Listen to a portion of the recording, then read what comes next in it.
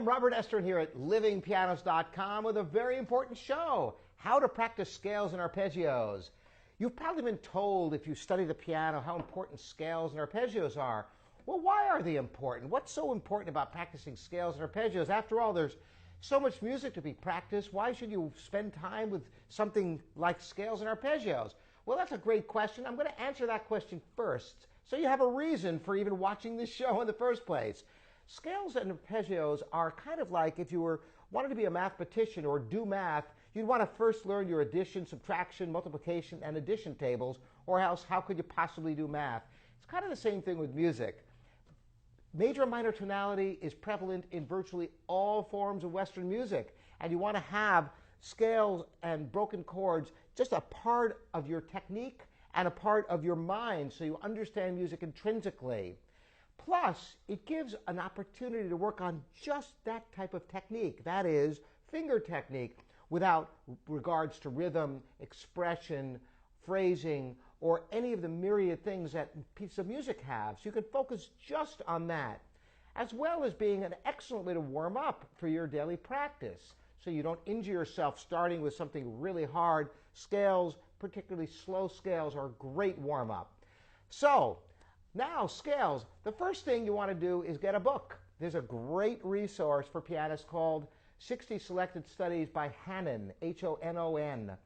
You must get it if you don't have it already. It has all the scales and arpeggios with the fingering. Get the complete, Hanon Complete. It's got everything you need in there. There's also exercises in there that are a good foundation to develop enough strength to be able to study scales in the first place.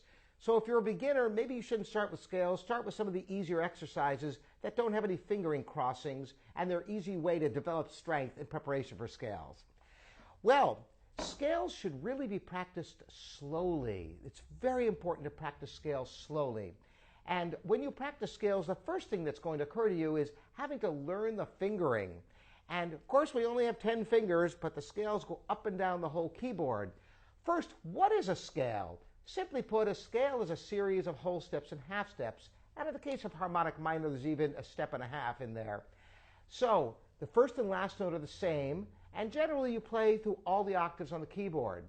Arpeggios are simply broken chords. These are intrinsic techniques that are found in music, and music is structured on them as well. So, slow practice is so important. Why is slow practice so important? Well, just like a dancer or someone doing yoga exercises, that slow exercise builds strength and flexibility. It's the same thing with piano. You want to develop the flexibility of your fingers and the strength.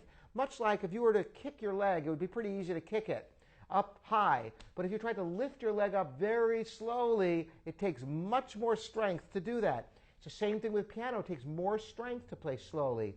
Plus, it's very important to play with raised fingers, so you delineate the notes that are down and you practice the release of notes so the note lengths are all consistent from note to note. So, I'm going to show you how to practice scales. You should have a metronome. Put the metronome on 60 and play one note to the beat.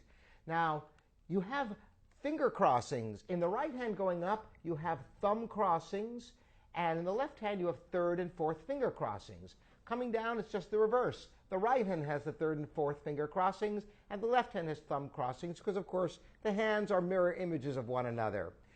So you may have to practice hands separately just to learn the fingerings, and I'd suggest starting with a C major or G major scale and get the fingering learned. You really need to memorize. Basically, there's just 4 fingerings going up and 4 fingerings going down you have to memorize. Those are the crossings that I spoke of just a moment ago. Once you have the fingerings learned, then you can begin to practice your scale. Put the metronome on 60 and play slowly, and watch your hands that you avoid arm motion and do everything just with the powerful fingers.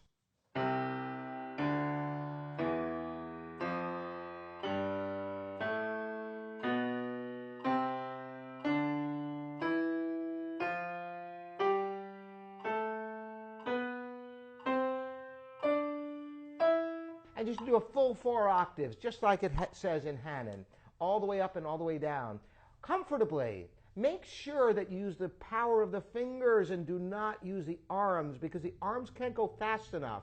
So you want to just use the fingers in the slow practice You'll get tremendous benefit from the slow practice.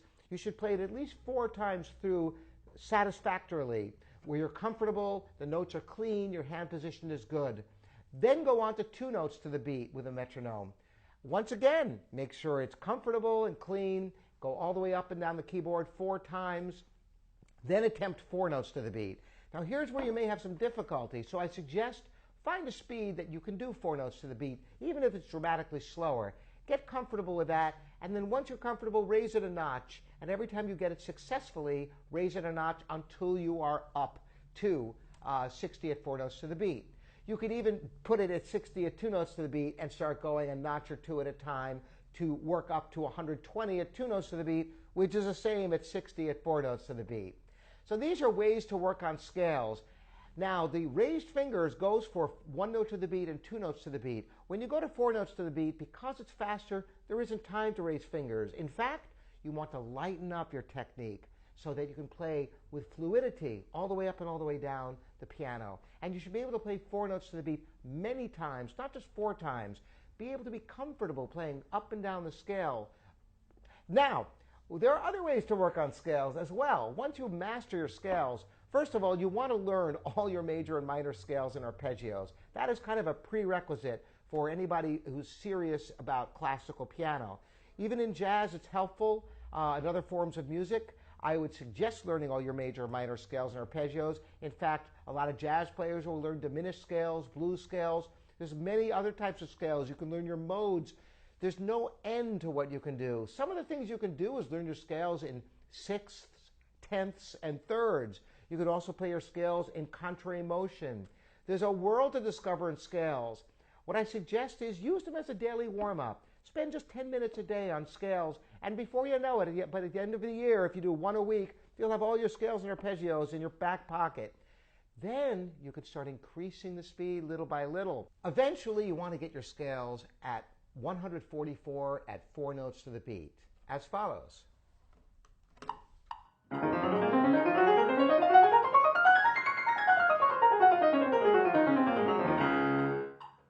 That's a good minimal tempo for a virtuoso technique, 144 at 4 notes to the beat. You should strive for that and hopefully get that even faster than that someday. Then when you come to a fast scale passage in a piece of music, it won't be difficult for you. You'll already be able to do it. Plus, you'll find benefits in all your playing. So, try working on scales and see how it helps your technique in piano playing. All right? Thanks for joining me, Robert Estrin. We'll see you next time.